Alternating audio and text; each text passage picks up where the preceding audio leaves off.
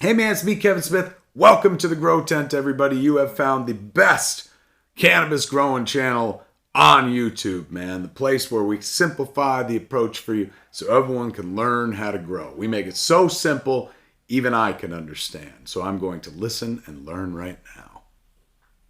Woo! What's going on, everybody? Welcome back to the Grow Tent. We got a great episode for you today. Today we have a few viewer questions we're going to go over. We have two in particular that we're going to go over, and I just thought they would be kind of interesting to go over. One is a guy had a question about overwatering. He doesn't understand how people are going multiple days in a row without watering. So we're going to talk about that and how overwatering is really it's not a volume problem. It is a chronic problem, something you do too often. So we're going to talk about that. We're going to discuss how you can stop watering every day, and you don't really have to do that, especially if you're in soil or cocoa, because I've done it in both. And then the other one was how long can you keep them in the pots, or how long should you keep them in the pots without slowing growth down. All right, so we're going to talk about both of those today. But first, as always, we got the intro, guys. We got please remember to like, comment, subscribe, watch the full video, all that fun stuff. Remember, if you want to hang out with me more, you can head over to WTTGT. And let's see, the entire month, guys, in celebration of our collab with Dark Horse coming up with Ragnarok. It's going to be pretty amazing. In celebration of that, with the entire month of February, we're going to be dropping new content every single day. Whether that's videos, live streams, whatever. It's going to be a lot of live streams. I'm going to need everybody to pray for GT real quick, because I've never done anything of the sort like this. You know, usually on 420 we'll do like an all-day live stream or something, but I've never live streamed every day for a month or drop videos. I'll drop videos in there too, but we're going to be new content, so it's going to be a lot of work, and I hope you guys come and hang out with me while we're doing it. Also, the contest is going on, so we're going to have all kinds of content on that for in the month of February. They'll be dropping, so make sure you stay tuned for that. All right, guys, you ready to get the episode started? I mean, come on. What are we doing here? Let's go. Oh, and we're back, guys. We're back. I had to bust out the hat. This light right here just annoys the crap out of me. As you can see, it puts just a little bit of shade on my eyes. Hope you guys don't mind the shading, but this light is super, super bright right here. So just give us don't mind the shading. All right. So first, I have a question that says, GT, please help. This was on one of my overwatering videos. Somebody left this question. He said, I don't understand how you are only watering, GT, I don't understand how you're only watering once every 5 days. He goes, I am in soil, or I am in cocoa. I give them 2 liters of water every single day, and I have to keep watering every day. Okay, so cocoa, they do dry out a little bit faster, but it's not insane. Especially depends on the amount of perlite you have in there. But if you're in any kind of media-based grows, that stuff actually does hold water for quite some time. So the reason that he's having to water every day is just the amount. Oh, and he's in 5-gallon pots. So he's in 5-gallon pots, and he's only giving 2 liters of water per day. So that's about 2 liters that's metric stuff. 2 liters is about half a gallon of water into a 5-gallon pot. So if you're only putting half a gallon of water into a 5-gallon pot, you are not giving them enough water to completely saturate the soil. And if you're not giving enough water to saturate all the soil, they dry out in a quicker amount of times, which means you have to water more often. And what you have to remember about overwatering is not a volume issue. I can go down there right now to my plants. I could pour 10 gallons of water through them. I'm going to flush out all the nutrients, but that's not what we're talking about.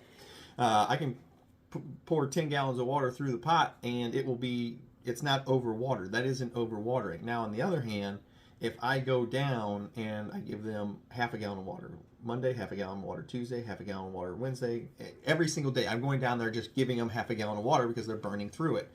That is the definition of overwatering. Overwatering is a chronic issue. It's not a volume issue. It's something you do over and over and over and over and over again. Whereas if you went in and, since we're in a 5-gallon pot, usually if I'm in flower, I'm a little over a gallon to a gallon and a half of water or my nutrient solution per pot time that I water. what that does is it completely saturates all the soil, and you don't have to sit there and water them every single day.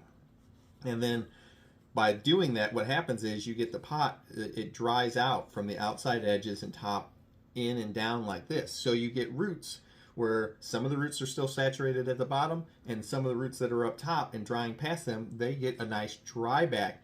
Since this is not a regular plant, it likes to have more dry days than wet days whenever you're in a media-based grows. It's a little different whenever you're in any kind of hydroponic system. Like, well, GT, how can you overwater? You're in hydroponics. Well, then you not get enough air. Ow, I just hit my funny bone. I got pins and needles going through my arm. Oh. I need you guys' help. Oh, stretch, pull. Oh, God, pull it. All right, so that really didn't feel good. Right on the corner of this freaking desk, right on the back, inside of my elbow. Oh. Where was I? I got interrupted by my desk trying to take me out. So it's the amount of air bubbles that are getting to the roots. That's what keeps them from being overwatered. Because you can 100% turn off your air bubbler in your DWC system or your hydro system. I guarantee you they're going to be overwatered. Whenever you're in soil or any kind of media-based grows, you completely saturate everything, and then you have that nice dry back. Once it gets down to, I don't know, about 10%, 15% water retention at the bottom of the pot, that's usually the correct amount of days to water, where it's time to water again. So what I'll do is, let's just say, we're going to have to pretend for a second. This is your desk calendar. You guys have all seen me use those desk calendars, like those really big desk calendars you can find on your desk at usually workplaces. And they have all the calendar days on them. You don't have to have a desk calendar. You can use any kind of regular calendar. Just keep track of what you're doing. You can even just write it down in a notebook. I like those big wall calendars, those big desk calendars, because they get really big squares that I can write a bunch of information in, and it's really easy to flip back through them for the whole year and read what I had to write down on the different days. So let's say today is the 1st, and I water till complete runoff. I poured a gallon and a half in my 5-gallon pot, and I marked down watered on day 1. Now I'm going to count the number of days. You only really need to do this, one time every time you change pot size. You're going to need to redo this test. So I'm going to water here on the 1st. Then I'm going to count in the number of days until the plant. You don't want to do this all the time, but I'm going to count the number of days until the plant starts to droop. I'm going to be like, all right, I watered on the 1st, 2nd, nope, 3rd, nope, 4th, nope, 5th, nope, 6th, nope. Hey, when I went in on the 6th, the plant had started to droop. So I know I need to water this plant every 5 days because we don't want the plant to droop. So I know if I water it every 5 days, we won't get to the 6th day because it's going to droop. We don't want droop. So if I water it every 5 days, because if I waited till 6, it'll droop, I water every 5 days. That is the correct amount of water to water in between. So I don't let the plant droop, but I'm also not watering too soon to where I'm getting a problem, because he was having a problem that where he goes, I'm not getting any branching. My leaves are all small. They don't look good. It's because he's watering every single day, just pouring water on top of the roots. And whenever you do that, the root is made up of a couple different structures. You have the root shaft, then you have the root hairs that are on the edges of the root. They look very fuzzy. If you ever transplant, you can see all the little fuzzy looking stuff all over your roots. That's the root hairs. Those are the parts that actually pick up the majority of your nutrients, and that's where the rhizosphere, I got yelled at because I was saying fear instead of sphere, tomato. That's the part that the majority of your nutrients get picked up. Well, if you're watering, that little fuzzy part of the root, it dies. And then you just have the shaft that's left. Now, the shaft luckily can pick up some nutrients, but not nearly enough that it can feed the plant or support the plant when it goes through flower. So a lot of times what you'll see is you have a plant that was doing okay in veg, but whenever you put it into flower, a lot of times you get to like week 2, week 3, week 4, and then the canopy just destroys itself because it consumes all the fan leaves. And you're like, what the heck just happened to this plant? Well, it's because since you watered so much, there was enough nutrients being uptaken by the shaft that the plant was still able to survive. But as soon as you pressed down on the gas pedal and demanded more of the plant, because remember, when plants go through flower, they double in size in that first week in the stretch, and then whenever they go to transition to their bulking phase, which is, their transition week is week 4, and then they go into their bulking phase for 5, 6, and 7. Whenever you ask them to do that transition after the stretch, if they made it through stretch, they just consume their fan leaves, and you're like, this plant was green and doing okay, And now all of a sudden we get to right here week 4, and the plant is just destroying the canopy. It's just destroying all of its families because it doesn't have the support system.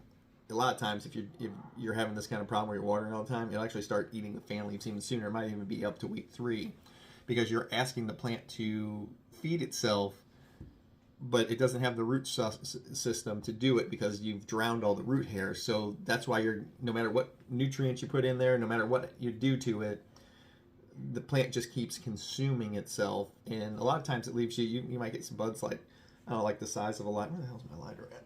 You get them here.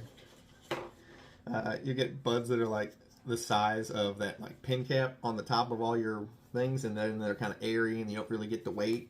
It's one of the reasons is you're watering too often. Another thing that watering too often does is you don't get a lot of branching.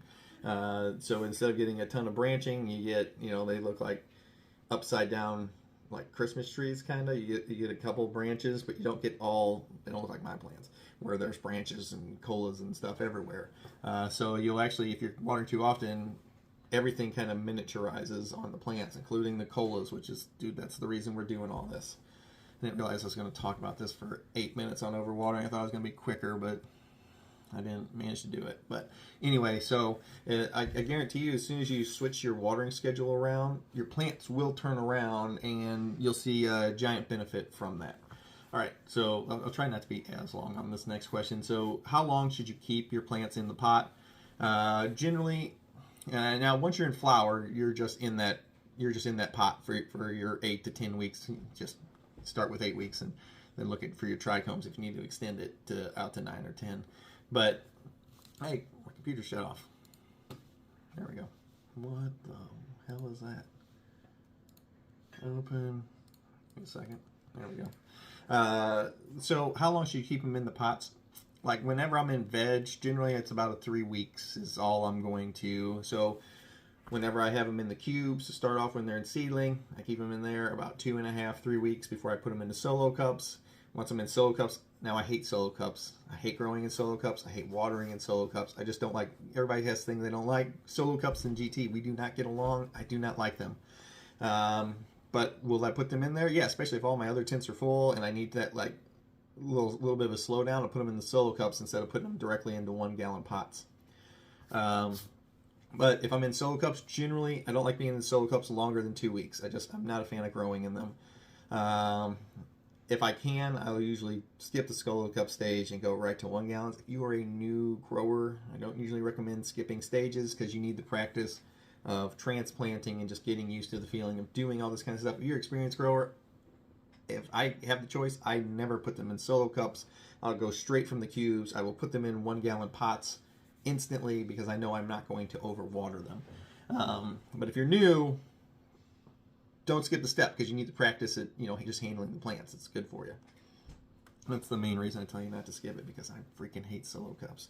But if they're in solo cups, usually about 2 weeks. And then every other time, if I'm going from 1s to 3s and 3s to 5s, generally I'm only about a 3 weeks is the max I'm going to keep them into the same pot for their grow. Now, if you're going into any other kind of like ebb and flow system, right? This is all for a media-based grow. This is not for hydro or you don't have to pay attention to this for if you're growing in that kind of system because you can keep them in the same 5 gallon bucket from start to finish because it works differently. But if you're in a media-based grow system, about 2 to 3 weeks, especially if you're growing in pre-amended soil, what you'll find is if you transplant every 3 weeks, you're constantly giving them new food. Like if you're growing with Fox Farms, Ocean Forest, or Strawberry Fields, or Happy Frog, they have about 2 to 3 weeks worth of food, plant size dependent, whenever you put them into a new pot. So if you're constantly up-potting them, putting them into fresh soil, you'll notice you don't have to feed. Like I don't feed my plants the entire time they're in veg unless I've run into something where I've had bad timing and I'm going to have to keep. I don't have the room or the flower tent. Instead of I was planning on an 8-week flower, but I ended up at a 10-week flower.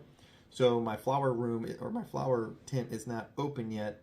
So I have to keep them in there a little bit longer. Then I will have to start feeding them because I'm not going to up pot them until they go into flower, and it's just I'm not going to. I've had a bad timing instance where I need to keep them in that pot for a little bit longer.